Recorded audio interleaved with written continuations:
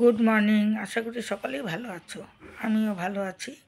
আমার স্নান হয়ে গেছে, আমি চলে এসেছি রান্না করে। আজকে আমি রান্না করব কাঁচা কলার কোপ্তা করে রসা, সেটাই তোমাদের সাথে আজ আমি শেয়ার করব। আর তোমরা অবশ্যই আমার সাথে থেকো, আমার ভিডিওটাকে ভালো করে দেখো, স্কিপ না করে অবশ্যই দেখবে। আর আমাকে একটা কিন্তু সাবস্ক্রাইব করোই অবশ্যই, লাইকও করো একটা। তাহলে আমি এখন রান্নাটা করব।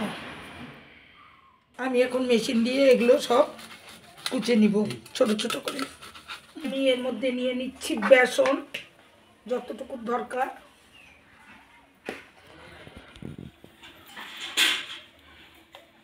নিয়ে নিব হলুদের গুঁড়া, নিয়ে নিব স্বাদ মতো লবণ, নিয়ে নিচ্ছি একটু চিনি দিব, আর দিয়ে দেবো একটু কাশ্মীরি লঙ্কা।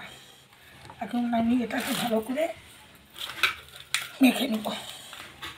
সব রেডি করে নিয়েছি, এখন আমি বড়াগুলো ভেজে নেব। দিয়ে দিলাম তেল, সরষের তেল।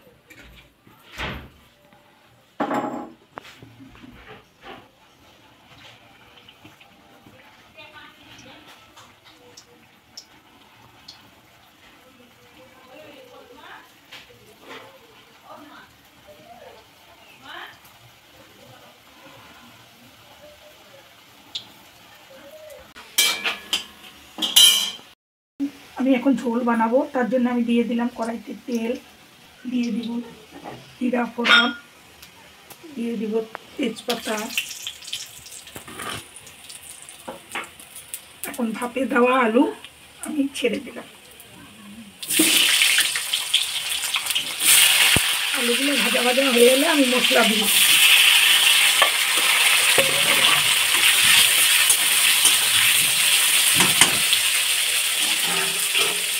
এদিকে আমার বড়া কয়েকটা হয়ে গেল, বাকি বড়াগুলো আমি এভাবে ভেজে নিব। আমার আলু ভাজা ভাজা হয়ে গেছে, এখন আমি মশলা দিয়ে দেবো। এখানে তো বললামই টমেটো আছে, জিরা আর মরিচ আর আদা পেস্ট করে নিয়েছি।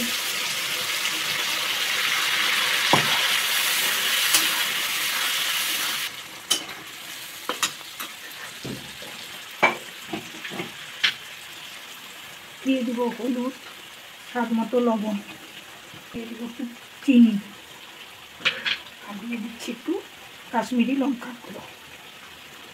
ভাজা ভাজা হয়ে গেলে আমি জল দেবো।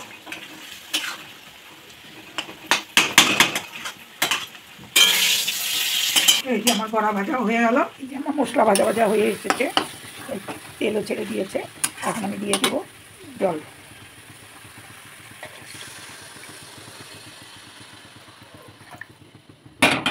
ঝোলটা হয়ে এলে, আলুটাও পুরো সিদ্ধ হলে আমি কোপ্তাগুলো দিয়ে দেবো। আমি ঢেকে দিচ্ছি, 10-15 মিনিট পরে আমি খুলে নেব। নিলাম, এই যে ঝোল প্রায় হয়ে এসেছে, আলুও সিদ্ধ হয়ে গেছে।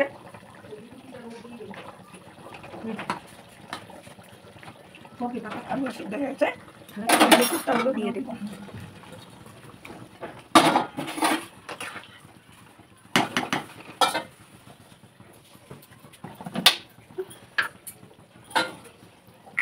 এই যে একটু ঘি দিয়ে দিলাম, তখন আমি একটু দিয়ে দিচ্ছি, তারপরে আমি নামিয়ে দেবো। কোপ্তার ঝোল হয়ে গেল।